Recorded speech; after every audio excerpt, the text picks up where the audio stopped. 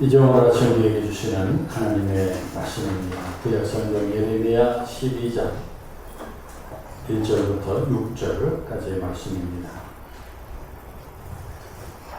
여호와여, 내가 주와 변론할 때에는 주께서 의로우시니이다. 그러나 내가 주께 질문하옵나니 악한 자의 길이 형통하며 반역한 자가 다 평안함은 무슨 까닭이니이까. 주께서 그들을 심으심으로 그들이 뿌리가 박히고 장성하여 열매를 맺었거늘 그들의 입은 주께서 가까우나 그들의 마음은 머니이다.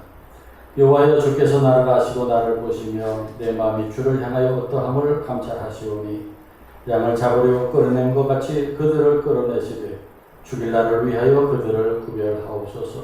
언제까지 이 땅이 슬퍼하며 온 지방의 채소가 마르리이까. 짐승과 새들도 멸절하게 되었사오니 이는 이 땅 주민이 악하여 스스로 말하기를 그가 우리의 나중 일을 보지 못하리라 함이니이다. 만일 내가 보행자와 함께 달려도 피곤하면 어찌 능히 말과 경주하겠느냐. 내가 평안한 땅에서는 무사하려니와 요단강 물이 넘칠 때는 어찌 하겠느냐. 네 형제와 네 집이라도 너를 속이며 네 뒤에서 너를 크게 외치나니 그들이 내게 좋은 말을 할지라도 너는 믿지 말지니라. 아멘. 하나님의 말씀입니다. 올해 여름은 이제까지 우리가 겪어보지 못한 대단히 덥고 힘든 여름입니다. 우리나라만 그런 것이 아니고 유럽의 여러 나라에도 기록적인 폭염 때문에 많은 사람이 쓰러지고 목숨을 잃었다고 합니다. 이 기록적이라고 하는 말은 이제까지 보지 못했던 일이라는 뜻입니다. 그래서 지난 주간에 여러분들 뉴스를 통해서 보셨습니다마는 그 바다에서 양식하는 그 물고기들이 이 더위에 다 죽어서 바다로 다 방류하려고 한다. 가다 놓고 죽이느니 바다로 다 풀어줘야 되겠다고 그 양식업자들이 울먹이는 소리로 얘기를 하는 것을 우리가 보았습니다. 뿐만 아니라 농작물들도 이 더위에 다 망가지고 있는데 그 밭에 심은 감자가 이제 캘 때가 됐는데 이게 삶은 감자처럼 됐대. 푹 쪄져가지고 막 이렇게 물러지고 복숭아나 사과 같은 과일들이 이 뜨거운 햇볕에 화상을 입어서 과일도 화상을 입는데 그래서 다 썩어서 못 쓰게 되고 있다 합니다. 지금 더위가 예사롭지 않습니다. 하나님께서 창조해 주신 이 아름다운 나무니 그 모든 또 환경과 조건을 아주 최적으로 세팅해 주셨는데 그 좋은 조건이 지금 이상 징후를 보이고 있는 것입니다. 그 좋았던 환경이 오염되고 파괴되면서 한계를 벗어나는 일이 발생하고 있는 것입니다. 이번에 기온이 40도가 되니까 생명의 위협을 느낍니다. 우리 집안에서 선풍기 틀고 에어컨 틀고 있으니까 그냥 지낼만 하지 선풍기 에어컨 없으면 생명의 위협을 느껴요. 그런데 만약에 45도, 50도로 올라가면 어떻게 되겠어요? 무서운 일이 벌어지는 것입니다. 지금 큰 위기가 우리 눈앞에 다가와 있습니다. 세계가 얼마나 불안정해졌습니다. 여기저기서 전쟁이 벌어지고 그 전쟁의 여파로 기름값이 올라가고 내려가고 나라들마다 물가가 올라가서 생활에 큰 곤란을 겪고 있습니다. 또 요즘에 역공당하는 러시아가 역공을 당하면서 핵무기를 쓸지 모른다. 그런 얘기가 나옵니다. 3차 대전이 벌어질지 모른다 하는 말까지 나오고 있습니다. 그리고 현재 우리나라를 얘기하지 않을 수 없습니다. 현재 세상이 대단히 위태롭다는 사실이 크게 병들고 망가지고 있는 것입니다. 그래서 여러분 지금 전쟁과 지진, 폭염과 태풍과 홍수와 산불 등등 그 모든 일들이 우리에게 한 가지를 말해주고 있습니다. 그것은 지금 세상이 위기다. 우리가 상상도 못했던 일들이 매일같이 일어나고 있습니다. 성경은 이런 시대를 살아가는 우리들에게 무엇을 말씀할까요? 오늘 본문을 보면은 놀랍게도 2600년 전에 같은 질문이 던져지고 있었습니다. 본문은 선지자 예레미야의 질문으로 시작됩니다. 1절에 여호와여 내가 주께 변론할 때에는 주께서 의로우시이다. 그러나 내가 주께 질문하옵나니 악한 자의 길이 형통하며 반역한 자가 다 평안함 무슨 까닭이니까 하고 하나님께 묻고 있어요. 예레미야는 당시 세상을 보면서 이해가 되지 않았어. 악한 사람들이 잘 됩니다. 거짓말하는 사람들이 출세합니다. 하나님을 무시하는 사람들이 더 평안하게 삽니다. 이 절을 보면은 예레미야는 이렇게 말합니다. 주께서 그들을 심으심으로 그들이 뿌리가 박히고 장성하여 열매를 맺었거늘 그들의 입은 주께 가까우나 그들의 마음은 멀리다. 그랬어요. 항의성 질문입니다. 하나님이 그들 다 심지 않았습니까? 세우지 않았습니까? 그런데 그들이 하나님을 멀리하고 악하게 행하는 것을 보시지 않습니까? 라는 탄식입니다.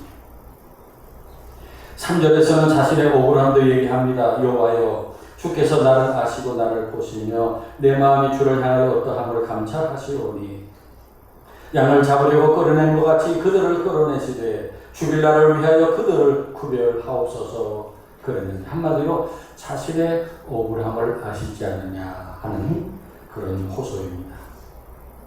그리고 4절에서는 더 큰 문제를 말합니다. 언제까지 이 땅이 슬퍼하며 온 지방의 채소가 마르리까 짐승과 새들도 멸절하게 되셨사오니 이는 땅 주민이 악하여 스스로 말하기를 그가 우리의 나중 일을 보지 못하리라 함이니이다. 그랬어요. 여기 놀라운 표현이 나옵니다. 사람의 죄 때문에 땅이 슬퍼한다.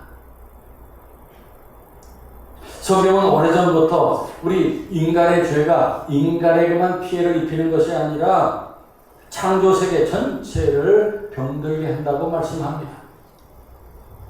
그래서 선지자 예레미야는 오늘 본문에서 단순히 자신의 고난만을 얘기하는 것이 아니 세상 전체가 병들어가는 것을 보고 있습니다. 여러분, 오늘 우리가 느끼는 심정과 비슷하지 않습니까? 정상이 아니에요. 뉴스를 보면은 세계 곳곳에서 전쟁이 벌어지고 있는데 그 강대국들이 전쟁을 전자오락하듯이 전쟁을 하고 있어요. 전자게임 하듯이 전쟁을 하고 있어요. 게임 하듯이 미사일 날리고 드론 날리고 전폭기를 띄워서 사람들을 죽여요. 정상이 아니에요. 그리고 기후가 흔들리고 경제가 불안합니다. 지금 우리가 그런 대로 잘 살고 있지만 앞으로 어떤 상황이 벌어질지 몰라요. 법과 원칙이 다 무너지고 있어요. 이런 세상을 보면서 우리는 묻게 됩니다. 하나님, 왜 이런 시대가 되었습니까? 그런데 본문 5절을 보면은 하나님은 그 예레미야의 질문에 대해서 더 큰 질문을 도리어 하십니다. 하나님께서 탄식하는 예레미야를 위로하실 줄 알았어요. 그런데 하나님은 위로하지 않고 의외의 말씀을 하십니다. 만일 내가 보행자와 함께 달려도 피곤하면 어찌 능히 말과 경주하겠느냐 물으시고 이어서 내가 평안한 땅에서는 무사하려니와 요단강 물이 넘칠 때에는 어찌하겠느냐 물으십니다. 무슨 뜻입니까? 하나님은 그 예레미야의 질문에 답하지 않으시고 대신 질문의 방향을 바꾸셨어요.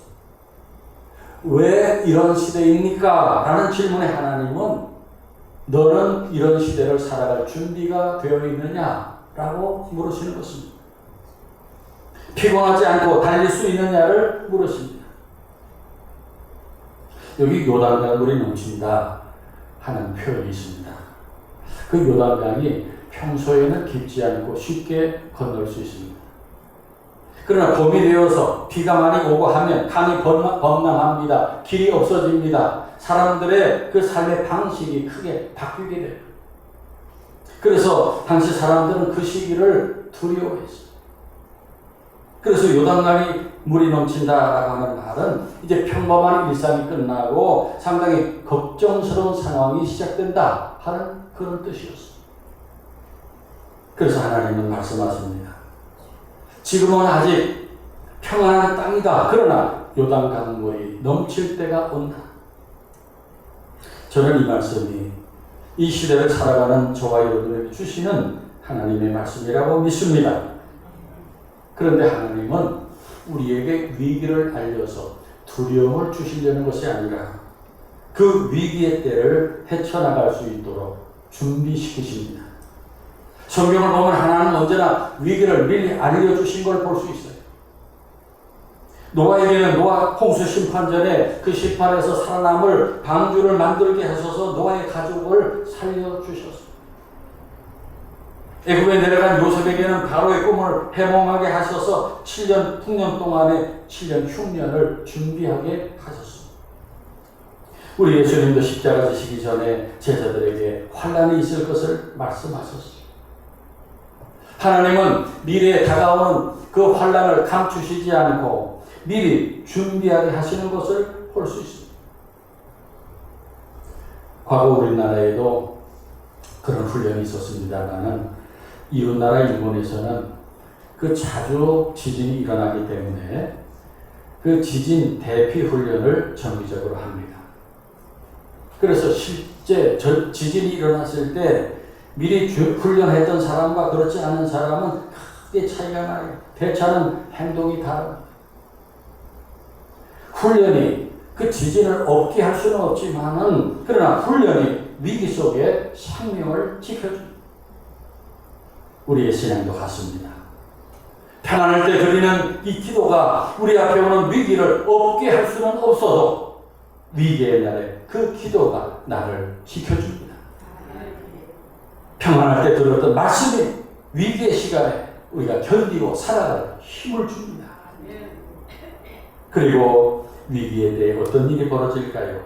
여기 본문 6절을 보면은 그냥 우리가 읽고 지나가는 그런 말씀인데 그러나 저는 이 본문 6절이 대단히 중요하다고 생각합니다.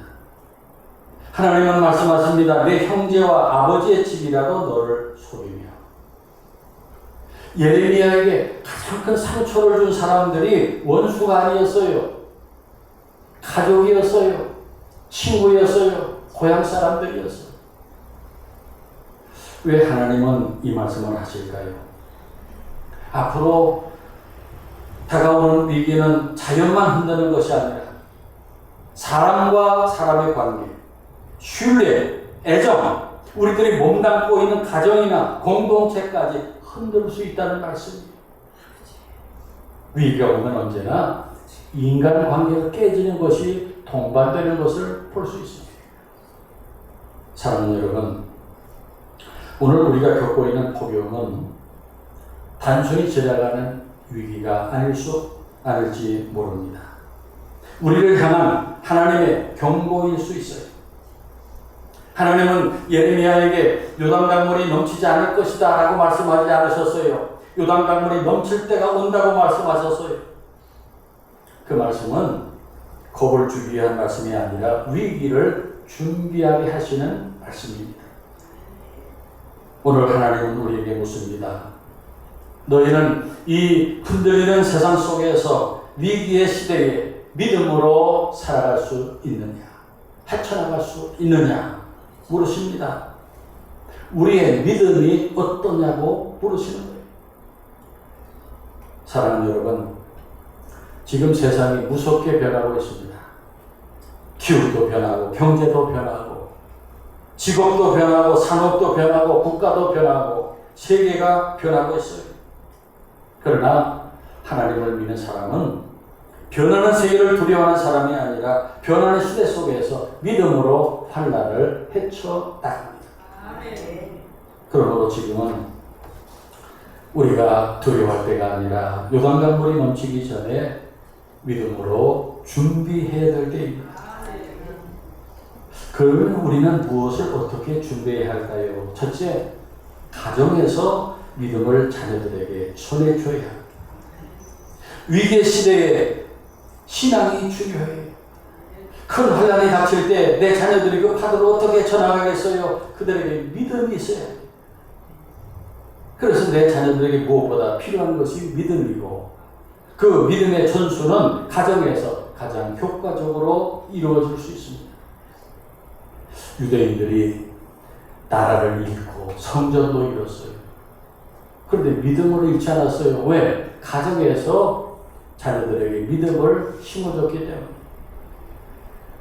오늘 우리도 가정에서 성경의 이야기를 들려주고 함께 기도하고 그런 신앙생활이 위기가 닥칠 때 내 자녀들을 붙들어주는 방패가 됩니다.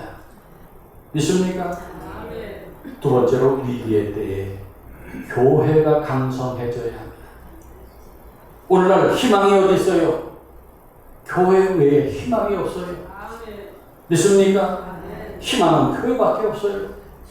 그렇다면 교회가 강성해져야 돼요. 청자년이 가득하고 유치부, 아동부, 학생부가 청년들이 바글바글 해야 돼요. 재정이 탄탄해야 됩니다. 그래서 교회에 상처받은 사람들 위로받고자 도움받고자 모여드는 사람들이 넘쳐야 돼요. 우리 모두가 힘을 합쳐서 교회를 강성하게 세워야 합니다. 교회에 대해서 애정을 가지고 관심을 가지고 교회가 필요로 하는 일에 협력해야 돼요. 아멘입니까? 셋째, 믿는 우리들은 세상 속에서 두려움을 퍼뜨린 사람들이 아니라 희망을 전하는 사람이 되어야 합니다. 세상은 두려움과 공포를 도구로 해서 세상을 움직입니다. 정치가들 공포와 두려움을 가지고 사람들을 선동합니다. 방송국에도 뉴스 시간에 위기, 공포를 얘기합니다. 그래야 그들이 먹고 살아요. 그러나 하나님을 믿는 우리들은 불안을 확대 전파하는 사람이 아니라 희망을 전하는 사람입니다. 아멘입니까? 우리는 기후 위기를 외면하지 않습니다. 현실을 부정하지 않습니다. 그러나 우리는 전능하신 하나님을 믿기 때문에 절망하지 않고 희망을 봅니다. 희망을 말합니다. 그러므로 사랑하는 여러분, 우리는 요단이 넘치기 전에 감당하기 어려운 환난이 닥치기 전에 준비해야 돼요. 가정에서 더욱 자녀들에게 믿음을 전합시다. 교회에서 더욱 서로를 위로하고 붙들어 줍시다. 그리고 세상에 나가서 희망을 전합시다. 그리고 마지막으로 말씀드리고 싶은 것은 우리에게는 희망의 원천이 예수 그리스도입니다. 예레미야도 우리처럼 하나님께 why를 물었어요. 왜를 물었어요. 하나님은 그 모든 이유를 설명하지 않으시고 더 큰 믿음으로 예레미야를 이끌어 주셨어요. 믿음의 그릇을 키워주셨어요. 오늘 우리도 여전히 이해되지 않는 일들을 보고 있어요. 악인이 형통하고 의인이 가슴을 치고 눈물을 흘리는 현실을 보고 있습니다. 정의와 원칙이 짓밟히고 불의가 득세하는 것을 보고 있어요. 이렇게 가다가 세상이 망할 것 같은 위기를 우리가 느낍니다. 그러나 하나님은 우리에게 구주 예수 그리스도를 보여주셨어요. 우리의 희망의 원천은 예수 그리스도입니다. 예수님이 계시기 때문에 우리에게 희망이 있습니다. 왜 예수님이 우리에게 희망입니까? 예수님은 우리의 고난을 잘 아시는 분이기 때문에 소망이에요. 예레미야도 보니까 사역하면서 많이 배신당하고 이해받지 못했어요. 예수님도 가장 가까운 제자들에게 배신당하시고 가족과 백성들에게 버림받으셨어요. 우리는 하나님이 내 형편을 모른다고 그렇게 불평하지만은 예수님은 우리의 고난을 잘 알고 계십니다. 그리고 예수님은 악인의 형통보다 더 큰 승리를 약속하셨기 때문에 우리에게 소망이에요. 예수님은 부활을 통해서 마지막에 있을 더 큰 승리를 우리에게 보여주셨어요. 그래서 우리에게 부활의 소망이 있기 때문에 희망이 있습니다.